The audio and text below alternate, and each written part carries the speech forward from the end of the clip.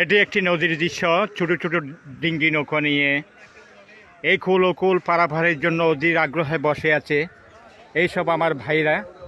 তারা এই ডিঙ্গি নৌকা চালিয়ে সংসার প্রতিপালন করে। তো দেখতে পাচ্ছেন এই কুল থেকে ও কুল এখন এই কর্ণফুলী নদীতে প্রচুর জোয়ার।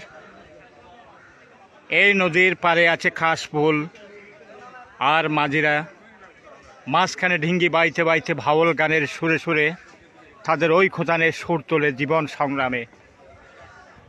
এই নদীর পাশে আছে একটি সুন্দর বাজার। প্রতি সপ্তাহে শুক্রবার ও মঙ্গলবার হাট বসে। গ্রামের এই প্রকৃতির দৃশ্যকে সাধুবাদ জানাই। বাংলার সুজলা সুফলা শস্য শ্যামলা এই প্রকৃতিকে আমরা সাধুবাদ জানাই। তবে দেখতে পাচ্ছি এক ভাই এক ডিঙ্গি নৌকার মাঝি, তিনি অশান্ত হৃদয়ে মুখ কালো করে বসে আছেন। তাকে আমরা এখন জিজ্ঞেস করব মুখ কালো কেন। তবে আমি কথাটা বলার সাথে সাথে আমার ভাইয়ের মুখ থেকে একটা হাসি বের হয়েছে। তাকে জিজ্ঞেস করি, ভাইজান আপনি তো এগুলো করে সংসার প্রতিপালন করেন না? আরো বড় করে বলতে হবে। আচ্ছা, তো এখন ভাড়া কেমন হচ্ছে? আচ্ছা আচ্ছা, আপনারা এগুলো করে সংসার প্রতিপালন করেন না? আচ্ছা, জিনিসপত্রের তো দাম তো বেশি, ঠিক আছে।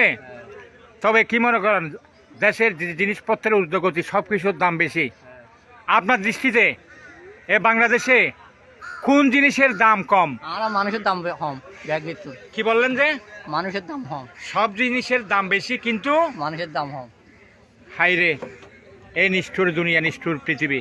ওনাকে বললাম পৃথিবীর সব কিছুর দাম বেশি কিন্তু কোন জিনিসের দাম কম? উনি আমাকে বলল সবচেয়ে মানুষের দাম কম।